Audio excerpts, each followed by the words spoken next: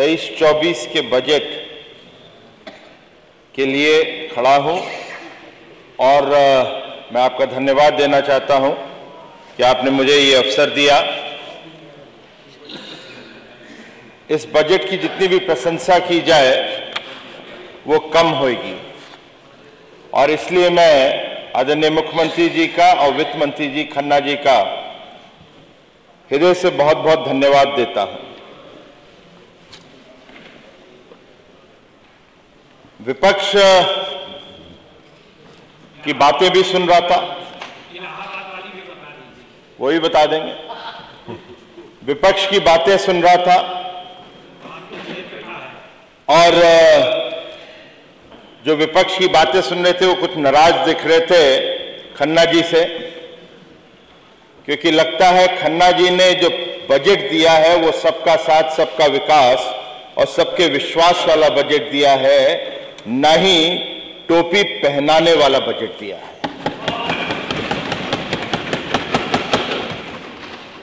अध्यक्ष जी, मैंने आदरणीय वर्मा जी की भी बातें सुनी, उनके आंकड़े भी सुन रहा था,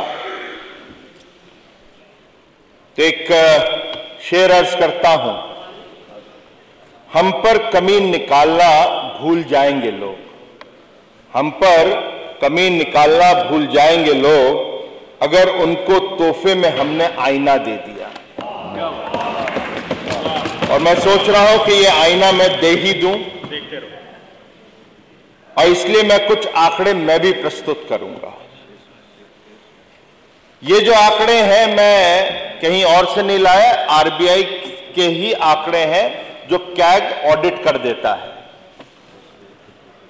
और इसके अंदर मैं खाली आखिरी साल ले लेता हूं अखिलेश जी का और आखिरी साल ले लेता हूं चुनाव के पहले योगी 1 का। कुछ आंकड़े लेता हूं, मैं कहीं जल आपूर्ति एवं स्वच्छता कर लेता हूं तो आपका भी बजट एस्टिमेट था 2016-17 में 4,182 करोड़ और आपने खर्च किया 3,590 करोड़। तो आपने भी पूरा अपना बजट इस्तेमाल नहीं किया था जिसकी आप बार बार चर्चा कर रहे थे। उसी प्रकार से कहीं हम देखें, आपने चिकित्सा स्वास्थ्य एवं परिवार कल्याण, उसमें भी 16-17 में आपने 19,137 करोड़ आपका बजट था उस विभाग का, मगर खर्च किया आपने भी 15,784 करोड़ और हमने 21-22 में खर्च किया था 26,388 करोड़, जो आपके उससे 2.5 गुना ज्यादा था। फिर उसके बाद सामाजिक सुरक्षा की बात कर रहे थे। विषय यह है कि आपका कितना बजट तो आपने कितना खर्च किया। सामाजिक सुरक्षा एवं कल्याण 16-17 में आपने 16,940 करोड़ का बजट एस्टिमेट रखा था और आपने एक्चुअल जो खर्च किया वो 15,000 करोड़ ही खर्च किया। इसी प्रकार से कहीं मैं पुलिस की भी बात कर लूं तो आपने 14,579 करोड़ रखा था और खर्च किया था 13,061 करोड़।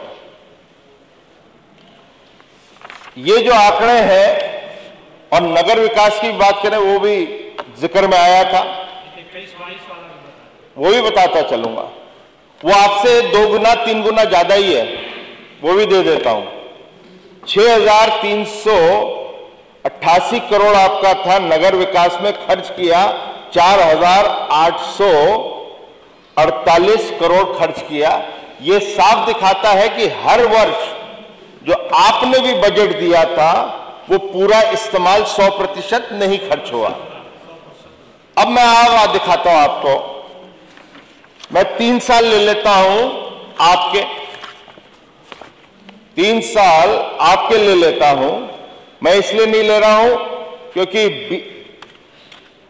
2020 में शुरुआती दौर में कोरोना आ गया था, तो हम सब लोग उस महामारी से निकले थे अध्यक्ष जी, पूरा विश्व निकला था, तो एक मंदी का दौर था, तो इसलिए वो बजट में मैंने इसको ले रहा हूं। तो पहले 3 साल आपके ले लेता हूं और अपने या योगी वन के 3 साल हम ले लेते हैं। और ये आरबीआई के, फिर मैं कह रहा हूं, आंकड़े मेरे नहीं हैं। 2012 से 2015 अखिलेश जी की सरकार ने वास्तविक बजट 84.4% ही खर्च किया था और योगी वन ने 91.1% खर्च किया था। तो ये दिखाता है कि आपने कितना खर्च किया था, हमने कितना खर्च किया था, ये भी साफ दिखाता है। ये मेरे नहीं है, फिर मैं कह रहा हूं आरबीआई के, जो आपने इस्तेमाल नहीं किए हैं, आपने इसको इस्तेमाल नहीं किए। तो अब देखिए, ये जो बड़े बड़े दावे दे रहे हैं कि आपने खर्च नहीं किया, आपने खर्च नहीं किया, तो ये भी दिखा रहा है कि आपकी भी जब सरकार थी, आपने भी पूरा खर्च नहीं किया था। इसलिए अध्यक्ष जी, वर्मा जी थोड़े परेशान हो रहे हैं, उनके लिए एक शेर और अर्ज कर देता हूं। आईना हूं तेरा, आईना हूं तेरा, क्यों इतना कतरा रहे हो? आईना हूं तेरा, क्यों इतना कतरा रहे हो? सच ही कहूंगा, क्यों इतना घबरा रहे हो?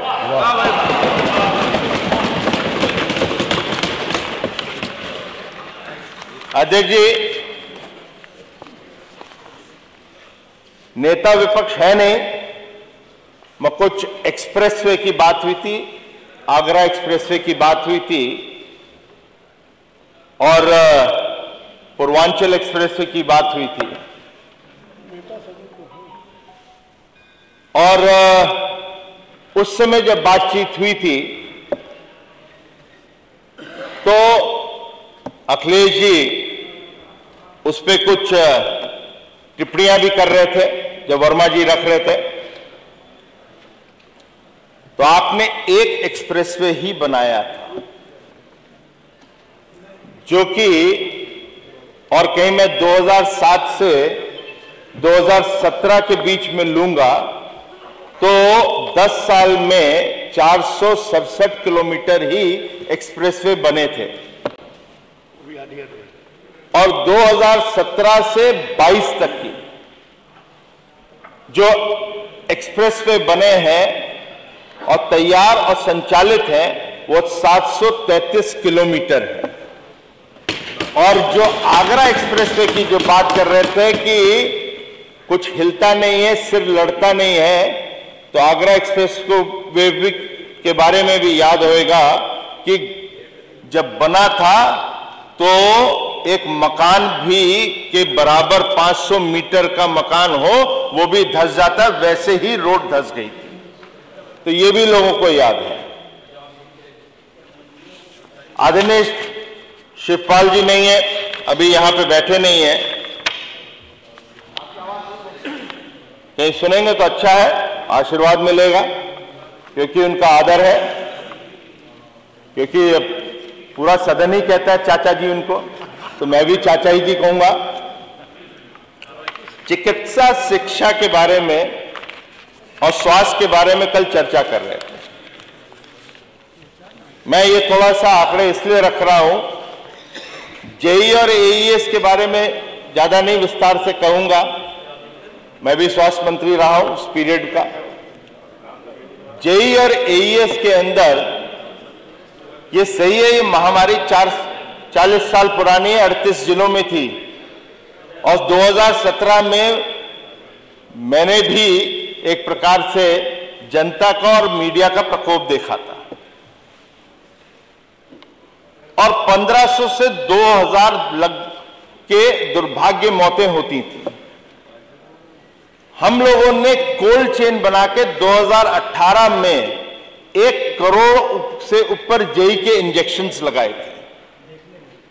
हम लोगों ने दस्तक अभियान चलाकर आज, जिसको WHO भी रिकॉग्नाइज करती है, आज वो जो डेथ्स हैं उसको हम लोग 2 या 3% तक की ही लेकर आए हैं और आने वाले समय में उसको समाप्त करेंगे। कहीं मैं मेडिकल कॉलेजेस की बात करता हूं। 2017 में जब हमारी सरकार आई थी तो प्राइवेट और सरकारी मेडिकल कॉलेज उत्तर प्रदेश में 33 थे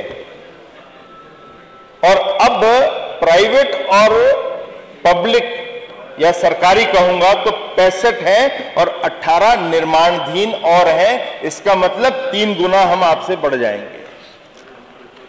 कि एमबीबीएस की सीट की बात करें, एमबीबीएस की सीट की बात करें, 2017 में आपकी एमबीबीएस सीट जो थी वो 1990 थी सरकारी और 2550 थी प्राइवेट में, और 2022 में 3828 हो जाती हैं सरकारी और 4550 हो जाती हैं प्राइवेट में। ये भी बड़ी हैं। ये सब जो पैसे हैं एक व्यवस्था की दृष्टि से है, इंफ्रास्ट्रक्चर उसका बढ़ रहा है। पीजी सीट्स 2017 में 741 थी आपके पास सरकारी सीटें और 2022 में हमारे पास सरकारी 1441 हो जाती हैं। ये भी डबल है।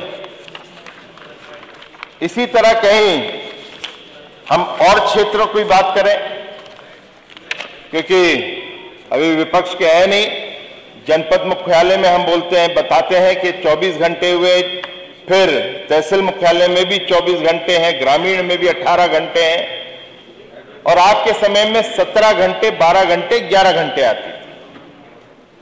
मगर आपके समय में 2017 की खाली लूंगा तो कुल उपभोक्ता जो थे वो 180.13 लाख थे और हमारे जनवरी 2023 में लेता हूं तो 323.60 लाख है। इसी प्रकार से मजरे को जो कनेक्ट किया गया उसमें भी हम लोग मोर देन डबल आपसे हुए, दो गुना ज्यादा हुए। आपके पास थे 1,28,484 लाख और हम आज उससे 2 गुना ज्यादा है।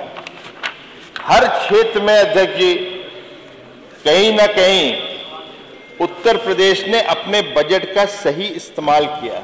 कृपया संक्षिप्त करें माननीय विधायक जी। जी, मैं अब थोड़ा सा 2-3 मिनट और लेना चाहता हूं क्योंकि ये एक मोटे आंकड़े और मैक्रो स्टेटिस्टिक्स हैं जो बजट की हैं। ये सबको पता है कि 6,90,282 करोड़ का है बजट और जीएसडीपी जो है सकल राज्य घरेलू उत्पादन वो 16.8% का है और प्रस्तावित 19% का है। जो राजकोषीय घाटा है वो 3.48 है। इसके मतलब रेवेन्यू डिसिप्लिन या जो हम राजकोषीय अनुशासन कहते हैं उसके अंदर उत्तर प्रदेश सरकार है। और सबसे महत्वपूर्ण जो चीज है, आज राजस्व अधिशेष है, मतलब रेवेन्यू सरप्लस उत्तर प्रदेश बन गया है 53,907.2 करोड़ का। ये जो 2 फिगर हैं इस पे वर्मा जी थोड़ा ध्यान देंगे और संदीप जी की बात बाद में सुन लेंगे तो आपको जरा इसमें थोड़ा रुचि आ जाएगी कि रेवेन्यू सरप्लस और जो फिस्कल डेफिसिट है वो कहीं अनुशासन में आ जाए तो उसका लाभ कैसे राज्य को मिलता है। इसका ये सही मतलब होता है कि हम लोग कैपिटल एसेट बनाने की तरफ जाने लगे हैं। इसका मतलब पूंजीगत परिसंपत्ति जो होती है उसको बना रहे हैं और ये जो है ये एक प्रकार से अर्थव्यवस्था का आधार बनता है, और जब ये अर्थव्यवस्था का आधार बनता है तो एक मल्टीप्लायर इफेक्ट आता है जिसको हम लोग आगे देखेंगे, जो $1 ट्रिलियन इकोनॉमी की तरफ ले जाएगा। और $1 ट्रिलियन इकोनॉमी के लिए यह भी आवश्यक है कि हम लोगों का जो ग्लोबल इन्वेस्टर समिट हुआ, 33.5 लाख करोड़ का जो प्रस्ताव आए हैं उसको भी जमीन पे उतारेंगे। नए रोड्स, नए एयरपोर्ट्स, एक्सप्रेसवे, इंडस्ट्रियल पार्क, ये जितनी भी नई परियोजनाएं हैं, इस दफे सरकार ने उसके लिए लगभग 32,000 करोड़ और अधिक रखा है। मैं इतना जो अपना अनुभव है अर्थशास्त्र के अंदर ये बताना चाहता हूं कि जब मल्टीप्लायर इफेक्ट आता है, उस मल्टीप्लायर इफेक्ट के अंदर और जो अर्थव्यवस्था का बेस बढ़ता है, आधार बढ़ता है, तो वो जब मल्टीप्लाई करता है तो वो और तेजी से करता है, और जिसके कारण कहीं हम 20-21 लाख करोड़ तक की 2022 में आए, कहीं कोरोना काल नहीं होता वो 24-25 लाख होता। तो ये जो मल्टीप्लायर इफेक्ट है ये आने वाले समय में 22 से 25% रहेगा। जीडीपी, स्टेट जीडीपी रहेगी, तो ये $1 ट्रिलियन इकोनॉमी की तरफ, अर्थव्यवस्था की तरफ उत्तर प्रदेश चला जाएगा। मेरा ये मानना है, अध्यक्ष जी बात को समाप्त कर रहा हूं, कुछ चीजें रह गई थी आपने कहा तो मैं समय में बनना शुरू कर दिया हूं। एक समय होता था 1980 के दशक के बाद 2000 तक की काफी चला, जब बजट आता था तो बजट पे एक जनरल प्रक्रिया आती थी विपक्ष की, वो आज भी मैंने सुनी। किसान विरोधी है, महिला विरोधी है, युवा विरोधी है, पिछड़ा विरोधी है, ऐसे करके विरोधी है विरोधी। मेरे ख्याल से अब समय वो नहीं है। जनता कहती है उन्होंने तो ये दे दिया, आपका इसमें क्या सुझाव है उसको तो बता दो। खाली विरोधी कहने से नहीं होता, आपका सुझाव क्या है? इतना खर्च नहीं हुआ, इतना नहीं हुआ, आपने भी नहीं किया, तो आप बताओ और बेहतर कैसे हो सकता है? वो विपक्ष रखता नहीं है, एक सकारात्मक प्रक्रिया नहीं होती है। तो इसलिए मैं उनसे आदरपूर्वक आग्रह करूंगा कि आप भी इसमें सकारात्मक बजट में अपने सुझाव दें। समाप्त करें माननीय सदस्य कृपया। और आखिरी में मैं ये कहना चाहता हूं, उसको भी एक शायरी शेर से अर्ज कर देता हूं, आपको मजा आ रहा है। सीढ़ियां उन्हें मुबारक हो, सीढ़ियां उन्हें मुबारक हो जिन्हें छत पर जाना है। आसमां है जिसकी मंजिल, रास्ता स्वयं बनाना है। बहुत बहुत धन्यवाद।